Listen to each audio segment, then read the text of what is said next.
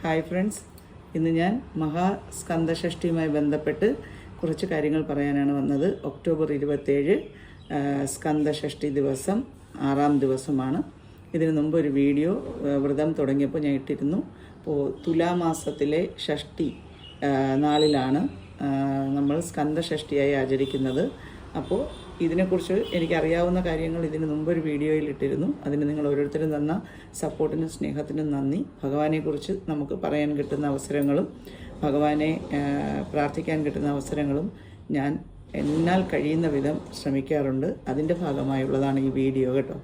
അപ്പോൾ ഷഷ്ടി ദേവിയെക്കുറിച്ച് പറയുകയാണെങ്കിൽ നമ്മുടെ പ്രകൃതിയുടെ മൂലാധാരത്തിൽ ഒരു അംശത്തിൽ മാത്രം ഒരു അംശം മാത്രം എടുത്ത് സൃഷ്ടിക്കപ്പെട്ട ദേവിയാണ് ഷഷ്ടി ദേവി എന്ന് പറയുന്ന ദേവി. അഷ്ടമാതാക്കളിൽ ഏറ്റവും ശ്രേഷ്ഠമായ മാതൃ സ്ഥാനം ഉള്ള ദേവി കൂടിയാണ് ഷഷ്ടി ദേവി. കുഞ്ഞുങ്ങൾക്ക് എന്ത് സൗഭാഗ്യങ്ങൾക്ക് വേണ്ടി അമ്മമാർക്ക് ഈ ദേവിയെ പ്രാർത്ഥിച്ചാൽ അത്രയേറെ അനുഗ്രഹം കിട്ടുമെന്നാണ് പറയപ്പെടുന്നത്. അതുപോലെ തന്നെ ദേവസേനയാണ് നമ്മുടെ സ്കന്ദദേവൻ ഏറ്റവും പ്രിയപ്പെട്ട ദേവസേന കൂടിയാണ് ഷഷ്ടി ദേവി എന്ന് പറയുന്നത്. ഈ ദേവി ബ്രഹ്മാവിൻ്റെ മാനസപുത്രി കൂടിയാണെന്നാണ് പുരാണങ്ങൾ പറയുന്നത്. അപ്പോൾ ഇതാണ് ഷഷ്ടി ദേവിയെക്കുറിച്ചുള്ള എൻ്റെ ചെറിയ അറിവുകൾ. അപ്പോൾ അതുകൊണ്ട് ഇന്നത്തെ ദിവസം മുരുക ഭഗവാനെ പൂജിക്കുന്നവർ ദേവസേന കൂടിയായ നമ്മുടെ ഷഷ്ടി ദേവിയെ കൂടി പ്രാർത്ഥിക്കണം. എന്നാൽ മാത്രമാണ് ഈ വ്രതം പൂർത്തിയാകുന്നത്. ദേവസേന നമുക്കറിയാം, മുരുക ഭഗവാൻ ദേവ സൈന്യാധിപതിയാണ്. സർവ്വസൈന്യങ്ങളെയും കീഴടക്കാൻ കഴിവുള്ള ദേവ സൈന്യാധിപൻ കൂടിയായ മുരുക ഭഗവാന്റെ ഏറ്റവും പ്രിയപ്പെട്ടവൾ എന്ന് പറയുന്ന ദേവസേന എന്ന് പറയുന്ന ഷഷ്ടി ദേവിയെ കൂടി നമ്മളിപ്പോൾ മനസ്സിൽ ധ്യാനിക്കുകയും പൂജിക്കുകയും ചെയ്യുക. അപ്പോൾ ഇനി നമുക്ക് നേരെ മുരുക ഭഗവാന്റെ കാര്യങ്ങളിൽ പറയാൻ വന്നാൽ, നമുക്കറിയാം അവിരസൻ എന്ന് പറയുന്ന വളരെ അക്രമകാരിയായ ഒരു അസുരനുണ്ടായിരുന്നു. അദ്ദേഹത്തിൻ്റെ പ്രധാന വിനോദം എന്ന് പറയുന്നത് ദേവലോകത്തെ ആക്രമിക്കുക, ദേവന്മാർക്ക് എപ്പോഴും ഒരു തലവേദനയായി മാറുക എന്നുള്ളതാണ്. ഇതിനു മുമ്പ് ഞാൻ പറഞ്ഞിട്ടുണ്ട്, അസുരന്മാരുടെ ഒരു സ്വഭാവം എന്ന് പറയുന്നത് സ്വന്തം കാര്യങ്ങൾ നോക്കിയിരിക്കാതെ എപ്പോഴും മറ്റുള്ളവരെ ദ്രോഹിക്കുക, സ്ത്രീകളെ ബുദ്ധിമുട്ടിക്കുക, രാജ്യങ്ങൾ കീഴടക്കുക, എല്ലാവരെയും തടവിലാക്കുക, ഇതൊക്കെയാണ് അവർക്കൊരു വിനോദം എന്ന് പറയുന്നത്. അല്ലാതെ അവർക്ക് വേറെ പ്രത്യേകിച്ച് കാര്യങ്ങളൊന്നുമില്ലാത്തവരാണ്. അപ്പോൾ അവിരസൻ്റെ ഈ പരാക്രമങ്ങൾ ദേവലോകത്തിലേക്ക് പോയപ്പോൾ അവിടെ ദേവന്മാരെ തോൽപ്പിക്കാൻ കഴിയാതെ നാണം കെട്ട് തിരിച്ചു മടങ്ങിയ അവിരസൻ വീട്ടിൽ വളരെ വിഷമിച്ച് സ്വന്തം ഭവനത്തിൽ തിരിച്ചെത്തുകയും അതിനെക്കുറിച്ച് തൻ്റെ മകൾ മായ അന്വേഷിക്കുമ്പോൾ വിവരങ്ങൾ ധരിപ്പിക്കുകയും ചെയ്യുന്നു. അങ്ങനെ ധരിപ്പിക്കുമ്പോൾ മായ പറയുന്നു, ഇതിന് പ്രതികാരം നമുക്ക് ചെയ്യേണ്ടതുണ്ട്. അതിനുവേണ്ടി ഞാൻ കശ്യപ മഹർഷിയെ കാണാനായി കശ്യപ മഹർഷി തപസ് ചെയ്യുന്ന വനത്തിലേക്ക് പോവുകയാണ്. അവിടെ പോയി കശ്യപ മഹർഷിയെ കാണുന്നു. അവിടെ എല്ലാം ഒരു പൂങ്കാവനമാക്കി, തൻ്റെ മായാജാലത്താൽ പൂങ്കാവനമാക്കി മാറ്റി വളരെ സുന്ദരിയായൊരു സ്ത്രീയായി മഹർഷിക്ക് മുന്നിൽ പ്രത്യക്ഷപ്പെട്ട് മഹർഷിയെ നമസ്കരിച്ച് തൻ്റെ ആഗമന ഉദ്ദേശം അറിയിക്കുകയാണ്. എല്ലാം മനസ്സിലാക്കുന്ന കശ്യപ മഹർഷി ഇത്രയും സുന്ദരിയായ മായ എന്ന ആ സ്ത്രീയെ വിവാഹം ചെയ്യുന്നു. അതിലവർക്ക് 3 മക്കളാണ് ജനിക്കുന്നത്. ഒരാളാണ് നമുക്കെല്ലാവർക്കും അറിയാം താരകാസുരൻ, മറ്റൊരാൾ സിംഹമുഖൻ, മൂന്നാമത്തെ ആളെന്ന് പറയുന്നതാണ് നമ്മുടെ ശൂരപത്മാസുരൻ. അങ്ങനെ 3 മക്കളാണുള്ളത്. ഈ 3 മക്കളെയും ഈ മായ സ്വന്തം അമ്മ പറഞ്ഞു കൊടുക്കുകയാണ്, നമുക്ക് അസുരന്മാരോട് യുദ്ധം ചെയ്യേണ്ടതായിട്ടുണ്ട്. അതിനുവേണ്ടി നിങ്ങൾ ഒരുപാട് ആയോധന കലകളും അതുപോലെ തന്നെ ജാലവിദ്യകളും ഒക്കെ പഠിക്കേണ്ടതായിട്ടുണ്ട്. അതിനുവേണ്ടി നിങ്ങൾ പരമശിവനെ തപസ്സനുഷ്ഠിക്കുക എന്ന് പറയുമ്പോൾ മക്കൾ ഒരു പ്രാവശ്യം കശ്യപ മഹർഷി തൻ്റെ ഭവനം വിട്ട് ഒരു നീണ്ട തീർത്ഥാടനത്തിനായി പോവുകയാണ്. ആ സമയം നോക്കി ഈ 3 മക്കളെയും തപസ്സിനായി പറഞ്ഞയക്കുകയാണ് പരമശിവൻ്റെ വരദാനത്തിന് വേണ്ടി. അങ്ങനെ ഇവർ എത്ര തപസ് ചെയ്തിട്ടും മഹാദേവൻ പ്രത്യക്ഷപ്പെടുന്നില്ല. അപ്പോൾ ലാസ്റ്റിൽ മഹാദേവൻ ഇതിൽ ആരാണ് താരകാസുരൻ എന്ത് ചെയ്യുമെന്ന് വെച്ചാൽ, ഈ സ്വന്തം ജീവൻ പരിത്യാഗം ചെയ്യാനായി ഒരുങ്ങുമ്പോൾ ഭഗവാൻ പ്രത്യക്ഷപ്പെടുന്നു. പിന്നെ മഹാദേവനെ വരാതിരിക്കാൻ കഴിയില്ലല്ലോ. ഏതൊരാൾ ഭക്തിയോടെ വിളിച്ചാലും പ്രത്യക്ഷപ്പെടുന്ന ഭഗവാനാണ് നമ്മുടെ ഓരോ ഭഗവാന്മാരും. അതിലും ക്ഷിപ്രപ്രസാദി കൂടിയാണ് മഹാദേവൻ എന്നുള്ള കാര്യം ഓർക്കുക. ക്ഷിപ്രകോപിയും ക്ഷിപ്രപ്രസാദിയുമാണ്. അപ്പോൾ അതുകൊണ്ട് മഹാദേവൻ പ്രത്യക്ഷപ്പെട്ട് വരം ചോദിക്കുന്നു. ആ വരത്തിൻ്റെ ഫലമായി താരകാസുരൻ ത്രിലോകങ്ങൾക്കും അധിപനാവണമെന്ന് ആഗ്രഹിക്കുന്നു. അതുപോലെ ഒരിക്കലും മരണമില്ലാത്തവനായി ജീവിക്കണം എന്നാഗ്രഹിക്കുന്നു.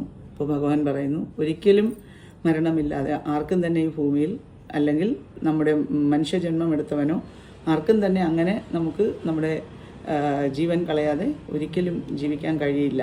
അപ്പോൾ ആ വരം കൊടുക്കാൻ പറ്റില്ല. മറ്റൊരു വരമെന്ന് പറയുന്നത്, നമുക്ക് എന്നെങ്കിലും ഒരിക്കൽ നീ ത്രിലോകങ്ങൾക്കും അധിപനാവും, ഏതെങ്കിലും ഒരു പ്രാവശ്യം എന്നാണ് പറയുന്നത്, എക്കാലവും അല്ല. അപ്പോൾ അത് പ്രത്യേകം ഓർമ്മിക്കുക. അപ്പോൾ അങ്ങനെയൊക്കെയാണ് പറയുന്നത്. അപ്പോൾ ഇങ്ങനെ കുറേ കഥ നീണ്ടു പോവുകയാണ്.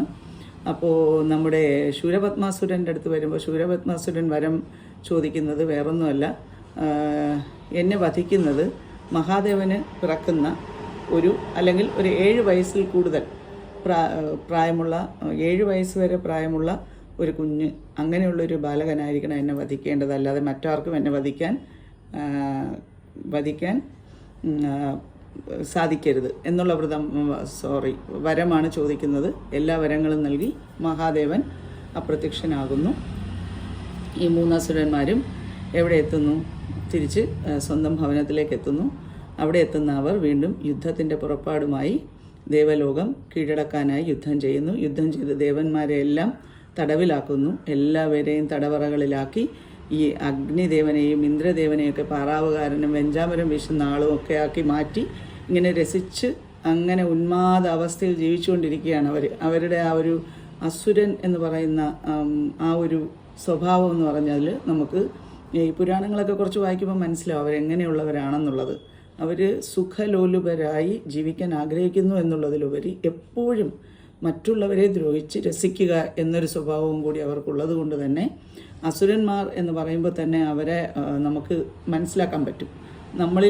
നമ്മൾ മനുഷ്യരുടെ ഇടയിലും പറയാറുണ്ടല്ലോ, നീ എന്താ അസുരൻ്റെ സ്വഭാവം കാണിക്കുന്നതെന്ന്. അപ്പോൾ അത് മനുഷ്യനിലും കുറച്ചൊക്കെ ഉണ്ടെന്നാണ് എനിക്ക് മനസ്സിലാക്കാൻ സാധിക്കുന്നത്. അപ്പോൾ ദേവന്മാരെല്ലാം ഭയങ്കര വിഷമത്തിൽ ആരെടുത്ത് പോയി നമ്മളിനി ഇതിൻ്റെ വിഷമം പറയുമെന്ന് ആലോചിക്കുമ്പോൾ ബ്രഹ്മാവിനെ കാണുന്നു. ബ്രഹ്മാവാണ് പറയുന്നത്, നിങ്ങൾ മഹാദേവനെ കണ്ടറിയിക്കേണ്ട വിഷമഘട്ടമാണിതെന്ന്. അങ്ങനെ ദേവന്മാരും ബ്രഹ്മാവും എല്ലാവരും ചേർന്ന് കൈലാസത്തിലേക്ക് യാത്ര തിരിക്കുന്നു. കൈലാസത്തിലെത്തുന്ന ഭഗവാനെ കണ്ട് വിവരമറിയിക്കുകയും ഭഗവാൻ തൻ്റെ തിരുനെറ്റിയിൽ നിന്ന് വരുന്ന തീഗോളങ്ങൾ 6 അഗ്നിഗോളങ്ങളായി മാറുകയും, അത് നേരത്തെ ഒരു ഇതിൽ ഞാൻ പറഞ്ഞിട്ടുണ്ട്, 6 അഗ്നിഗോളങ്ങൾ ചേർന്ന് പിന്നീടത് ആറുമുഖൻ എന്ന് പറയുന്ന ഏക ശരീരവും 6 മുഖവുമുള്ള ഒരു കുഞ്ഞായി മാറുന്നു.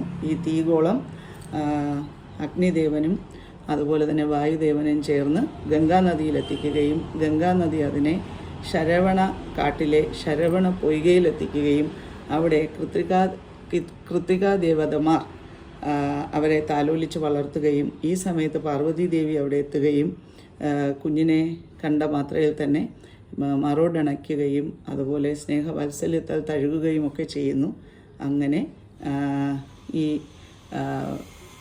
ആരാണ് നമ്മുടെ ശരവണ പൊയ്കയിൽ ജനിച്ച് വളർന്ന കുമാരനായതുകൊണ്ടാണ് ഭഗവാനെ നമ്മൾ ശരവണൻ എന്ന പേരിൽ അറിയപ്പെടുന്നത്.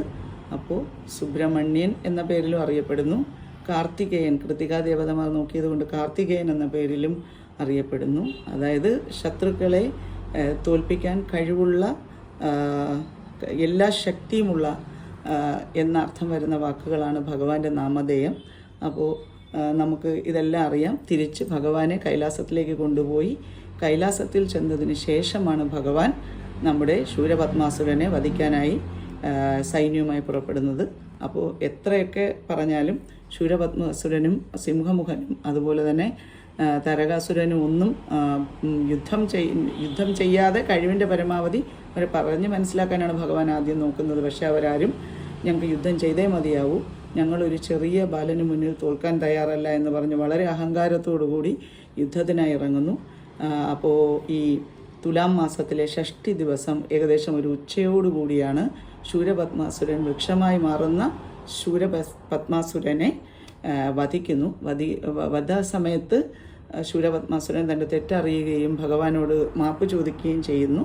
അപ്പോൾ എനിക്ക് മാപ്പ് തരണമെന്ന് അപേക്ഷിക്കുമ്പോൾ നീ ഇനി ഒരു കോഴിയുടെ രൂപത്തിൽ, കാരണം ഈ യുദ്ധസമയത്ത് ശൂരപത്മാസുരൻ പക്ഷിയായൊക്കെ മാറുന്നുണ്ട്, തൻ്റെ മായാജാലം കൊണ്ട് ഭഗവാനെ അദൃശ്യനായൊക്കെ മാറിപ്പോകുന്നുണ്ട്. അപ്പോൾ അതുകൊണ്ട് തന്നെ നീ ഒരു കോഴിയായി എൻ്റെ ക്ഷേത്രത്തിൻ്റെ പുറത്ത് എപ്പോഴും നീയും ഉണ്ടാവും. അപ്പോൾ നമ്മൾ തിരുച്ചെന്തൂരൊക്കെ പോകുമ്പോൾ അവിടെ മയിലും ഈ കോഴിയൊക്കെ അവിടെ ഈ നമ്മുടെ ഗോപുരത്തിൻ്റെ മുകളിൽ ഇങ്ങനെ നമുക്ക് കാണാൻ പറ്റും അതിൻ്റെ രൂപങ്ങൾ. അപ്പോൾ അങ്ങനെ ഒരു വരം നൽകുകയും അങ്ങനെ ശൂരപത്മാസുരന് ശാപമോക്ഷം കിട്ടുന്നു എന്നൊക്കെയാണ് പുരാണ കഥകൾ പറയുന്നത്.